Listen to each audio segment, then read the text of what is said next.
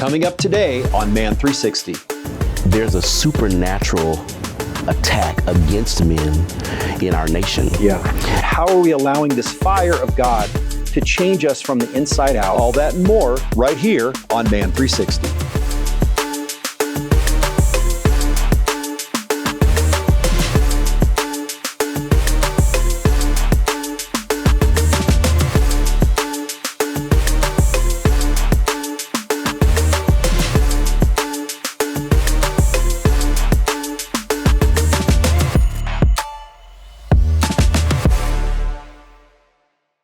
Welcome to Man 360. I'm your host, Brian. Today's program definitely has some things that you'll need to challenge, inform, and encourage you on this journey called life. First, I sit down with Pastor Charles Martin. Pastor Charles and I discuss the vital role of prayer in the lives of men. Often seen as a practice dominated by women in the church, Pastor Charles emphasizes that prayer is a powerful tool for everyone. Plus, we dive into one of his books, which explores effective communication principles between men and women, a session not to be missed.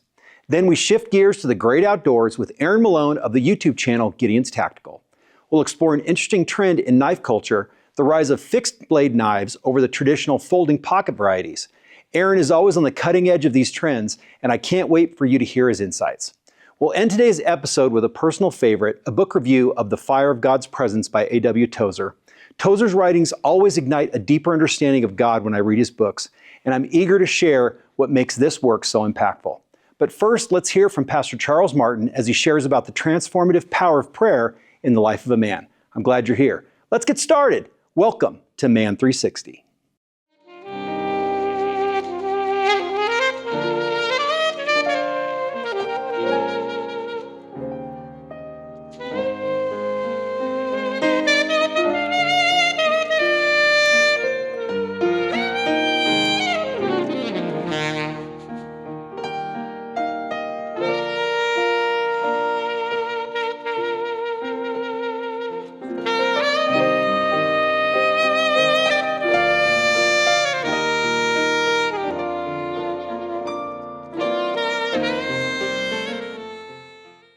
Pastor Charles, thank you for being on Man 360. My pleasure. So glad to be here. And I just really appreciate your heart for men and ministry and just the conversation we've been having about prayer and men. So why don't you share about who you are and what you do? Well, I pastor in Oklahoma City, 24 years, and it's been a wonderful ride. I've traveled abroad ministering instrumentally, preaching and pastoring for since I was 14. Wow. So I started out playing saxophone at very young, and my dad put me on a Greyhound bus. That'll date you, right? Right, Greyhound bus. Greyhound bus to Mississippi of all places. Wow. And so since then, I've traveled and traveled and preached my first sermon at 12. Yeah. Did my first revival at 14. And I was diagnosed with dyslexia Wow. early on, and then my mom prayed and asked God to give me a gift. And so my dad bought me a saxophone, and I could play it the day I got it. And, Wow. And then there was a reversal in the dyslexia and the symptoms of it. Wow. And been traveling and playing ever since. And I love the fact that you've written so many books. Oh my God, I couldn't so even you're read. Like, I was going to say, so it's this dichotomy of dealing Right. with dyslexia, and you're like, I'll show you, devil. I'm just going to go write a bunch of books Right. and lead a bunch of people to Christ. Yeah. That's been amazing. So Yes, sir. I know you shared a few specific story about praying for men in your church. Mm-hmm. What do you feel like is the importance, specifically with prayer in the lives of men? Why is that so important for men? I think because there's a supernatural attack against men in our nation. Yeah. And if it's going to be an attack in our nation against men, there's going to be an attack in the church. And there's a season in our church where there was just a void of men. Not very many of them were staying. And it was a concern for us because a lot of our ministry was geared towards seeing God touch the hearts of men in our community. Yeah. And so we decided to pray for 120 days that God would touch the hearts of the men that were connected to our church congregation. Yeah. And at the end of that 120 days, it was almost like instantly they began to show up at our church. Wow. And then the Lord began to give me messages that were relevant to what they were experiencing. And so that's kind of how that happened. And ever since then, and that was over 10 years ago. Yeah. But ever since then, we've had a consistent growth in our attendance with men in our city. And then the impact has increased in our city also because of that. So have you seen the shift in the church from it being more of like obviously a female focused ministry previous to that 10 years ago? Yeah. And I know that, just in culture, it's like, we can't talk about the true masculinity of men because then it's like, well, that means what the world defines that as. But truly biblical hierarchy, so to speak, is that we're supposed to treat our wives in a way that they want to honor us. Yes. Not that they feel like they have to. Right. What are maybe some testimonies of people that have come out and have done men that being involved in your church in a greater way? What are some of the testimonies that you could share maybe too about that? We had a couple that was associated and connected with our church for a lot of years. Yeah. And he would come on Easter. The C&Es, Christmas and Easter. Christmas and Easter. And it was cool because I had a personal relationship with him. And he had a natural regard for ministry and respect for me. But his wife and my wife were friends. And so after this 120 days of prayer, he just started gravitating towards the house of the Lord. Wow. And it started out, he'd come in the back, kind of stand there, and just think we're so cool as guys. No one's looking at us. No one sees us. Yeah, and Brian, it was crazy because we all knew him, but he just had this little area where he was reserved. Yeah. So he'd come in the back, and then before church was out, he'd leave. And then he'd show up again, and I would watch him. I'm in the middle of my sermon. He's showing up in the middle of the sermon, and before the offering, he's gone. It's always the offering. It's always the offering, isn't it? And so then after a while, he just started hungering for God. Yeah. And it was obvious. There was a shift and a change. He wasn't afraid to raise his hands in worship. Yeah. He wasn't afraid to come on the front row with his wife. Yeah. And now he leads and really shows other men in the church how it's okay to be a worshiper. That's awesome. It's okay to be a praiser. You don't have to know how to sing. Yeah. You don't have to have perfect rhythm.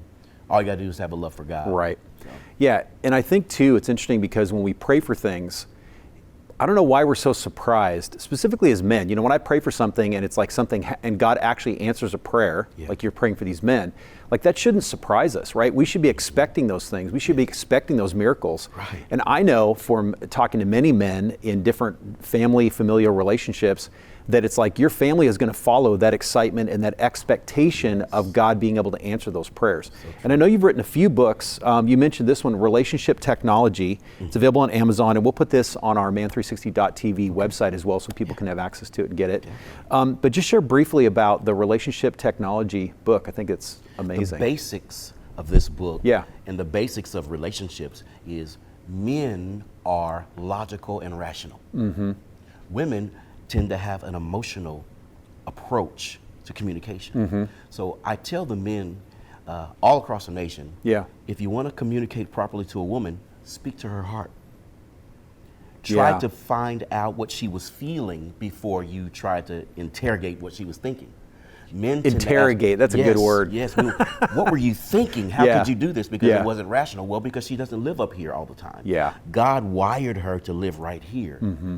And I tell women, if you want to communicate to a man, talk to his dome. Yeah. Talk to his head, because he's rational. He's logical. Yeah. We're rational. We want it has to make sense to us before we act on it. Yeah. And our heart behind it. So if you want to know a man's heart, talk to his head. If you want to know a woman's head, talk to her heart. Yeah. So when we interchange those understandings, it's really a technology, because I go in depth on why God wired her the way she's wired, why God wired him the way he's wired. Then there's a blending, and then we can have a unified relationship with God and with everybody around us. That's awesome. I know too, for men, it's not just identifying what we need to change. There's always that, again, being from moving from a hearer to being a doer of the word, to be like, now I have to change and do something different. And I know too that accountability is a huge part of that as well. And having other men, you mentioned this other man that had come in the church, and now he's able to lead other men and push and direct him and other men in the church to really to pursue Christ as the church needs to pursue Christ. I think is important. And even in prayer, I know too that that's an important part of men, that they're leading their families to be able to do that. And just to have a biblical worldview as well, I think is super important for in that way. Important. So good. The biblical worldview is important because our sons need to see us have patriotic attitudes. If they don't see us have patriotic attitudes and a biblical worldview, they're going to get it distorted, and then the devil wants to pervert it. Right, and the devil can't create anything. He can only take what God's made perfect and pervert it, and then attract our flesh to try to do something that draws us away from Christ, really, who He's created us to be perfectly in our family unit. So, Brian, that's so good, man. You can use that for another book. You're going to start stirring me up here. Yes, sir. I'm going to start preaching here in a minute. Charles, thank you so much for being on the program. Appreciate you and just your ministry, and just continue to pray for you. I appreciate that so much. Sir. Thanks for having me.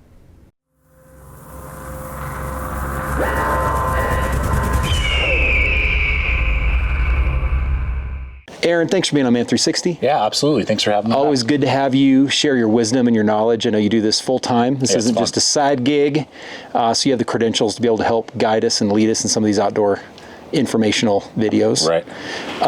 Specifically, the difference between today we're going to talk about a folding pocket knife versus it's maybe mind-blowing to some people, a fixed blade pocket knife. Just share a little bit about that. And so, I'm sure we're all familiar with the idea of a pocket knife, that folds, you carry it in your pocket, on your belt, whatever.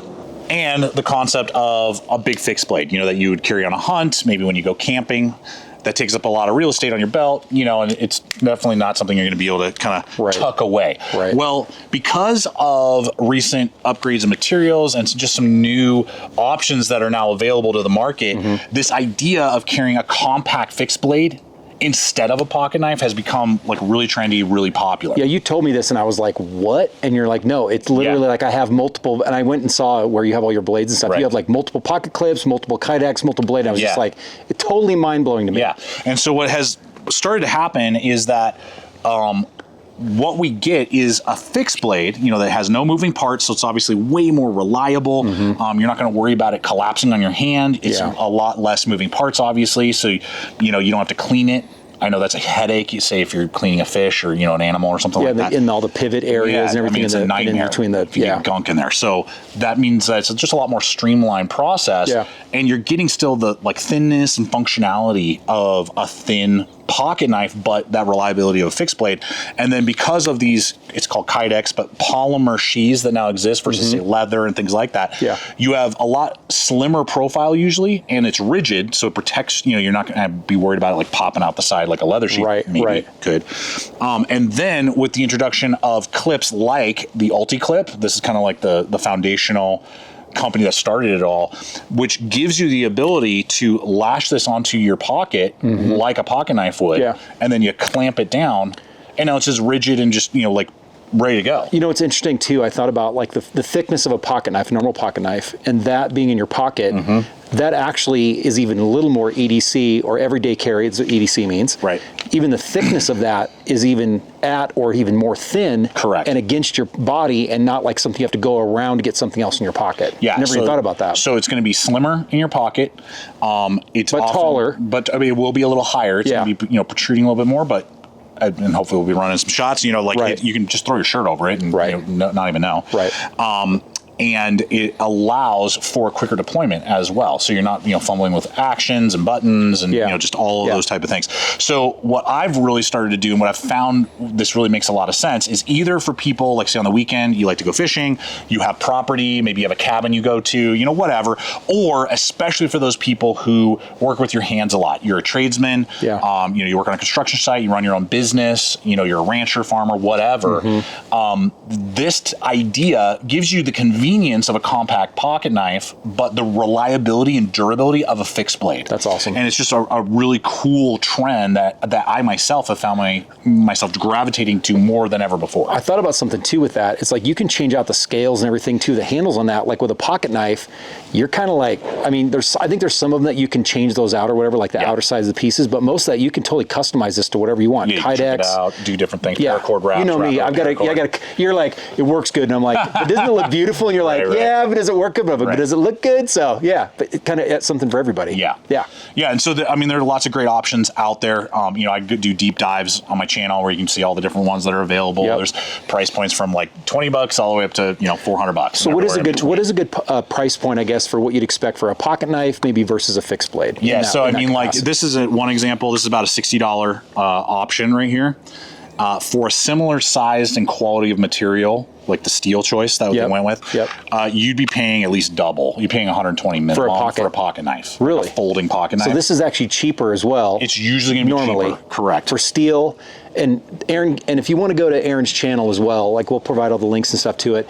I mean, Aaron does a deep dive into some of them's Rockwell hardness, some of it is D2 versus other steels and other things too. So yeah, I mean, and you can go on the flip side and something like this, that's an overseas produced one. Here's an American made one. I mean, this is going to be like over 200, but it's going to be extremely premium. Because Aaron's bougie when it comes to pocket knives. Yeah. I come with a pocket knife, I'm like, look at my Kershaw. Right. And Aaron's like, look at this Hela Frolaha from Indiana. And I'm like, what? But it's a really cool, I mean, it for me as a user who this is my thing, it is a lot of fun. Yeah. And if you're not going to an office, it doesn't make a lot of sense if you're like wearing slacks and going to meetings. Like, why would you do that?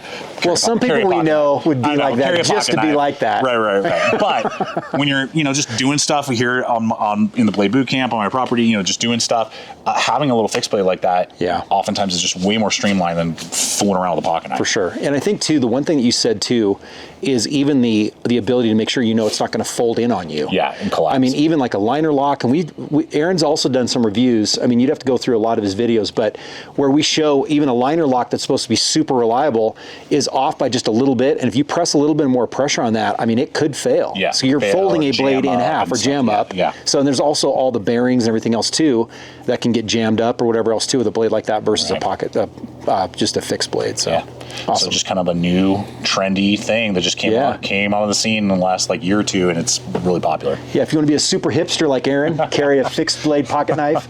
But Aaron, thanks again for being on Man 360. Absolutely. I appreciate it. Yeah, thanks for having me. Thanks, buddy.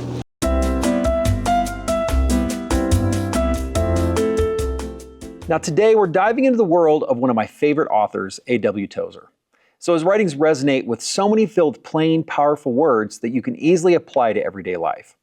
Now one book that stands out is The Fire of God's Presence, Drawing Near to a Holy God. I've been reading this book for a few weeks as a supplement to my daily devotions, and I'm going to explore some key insights from the book and see if it might be a perfect addition to maybe add to your shelf. Whether you're seeking deeper spiritual understanding or just a fresh perspective, this book could be just what you're looking for. So let's get started. So what I want to do is I want to read just a little segment from the book, and then I want to talk and give you some of my thoughts about it.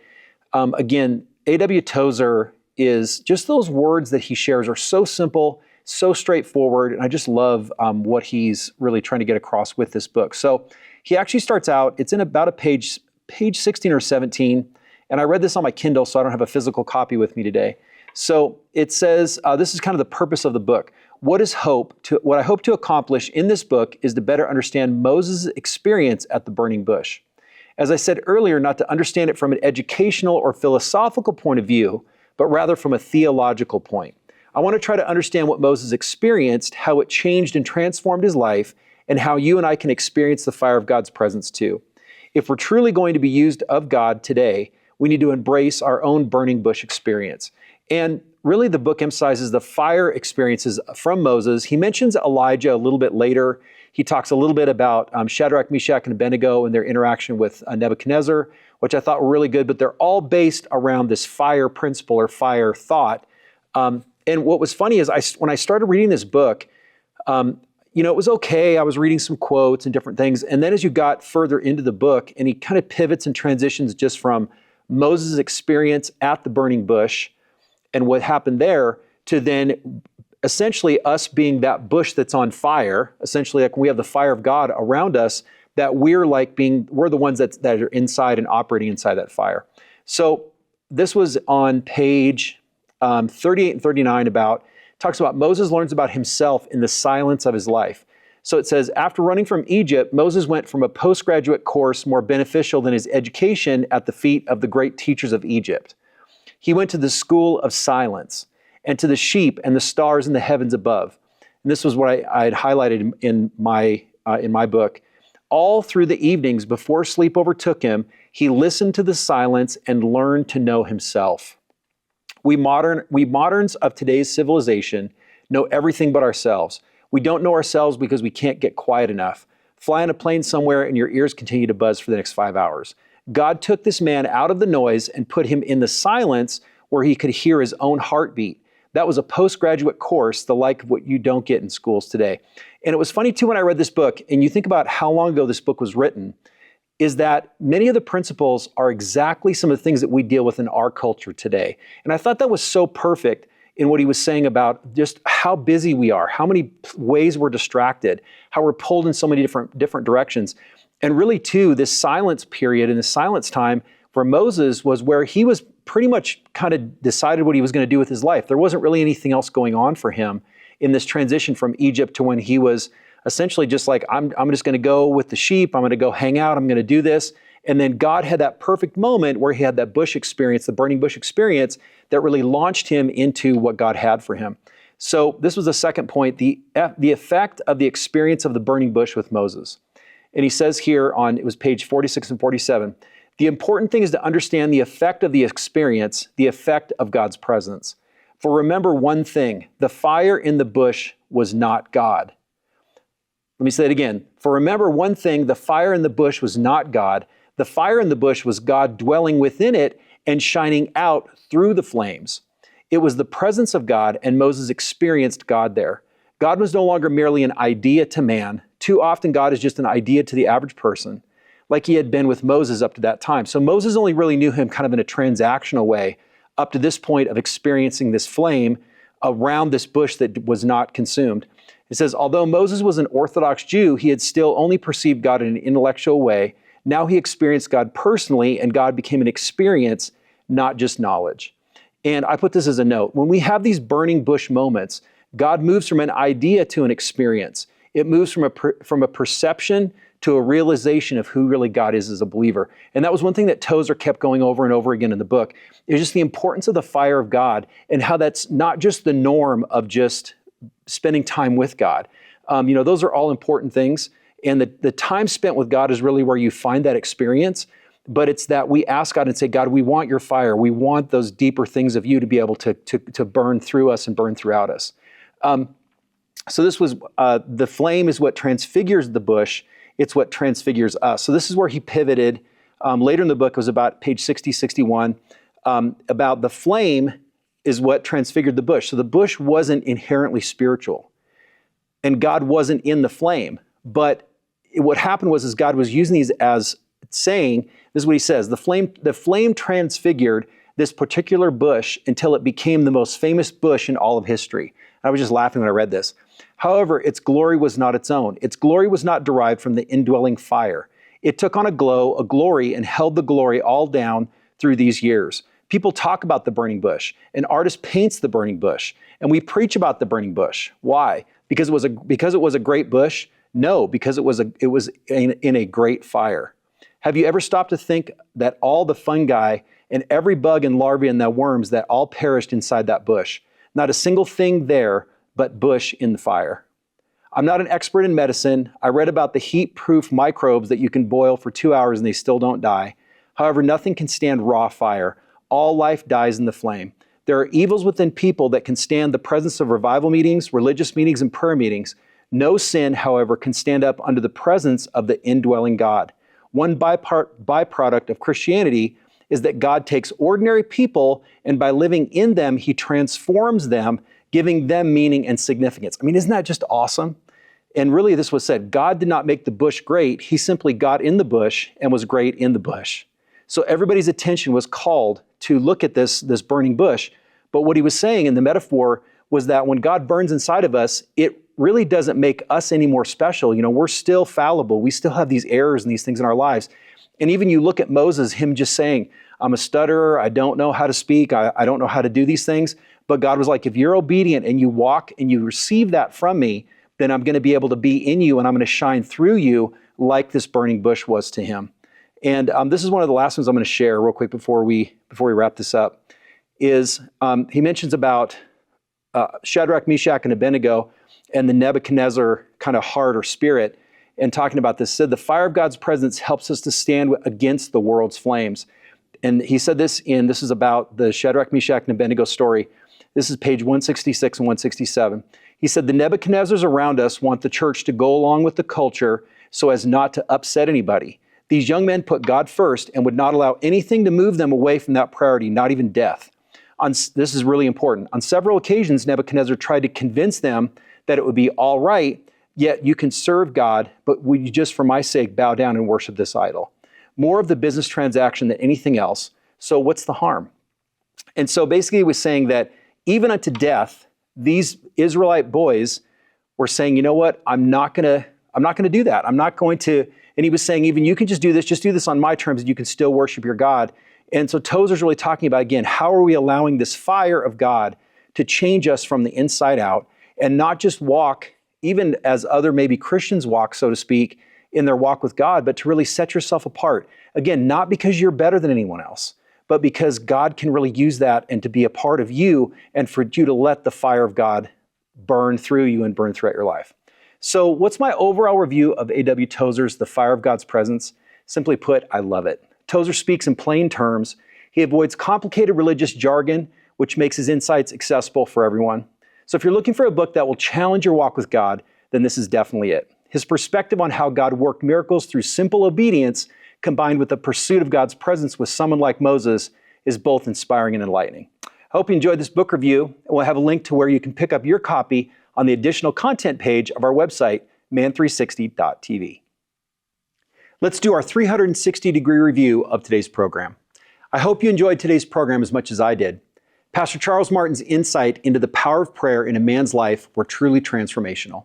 Hearing how 120 days of devoted prayer activated men to step up and lead within the church was nothing short of inspiring.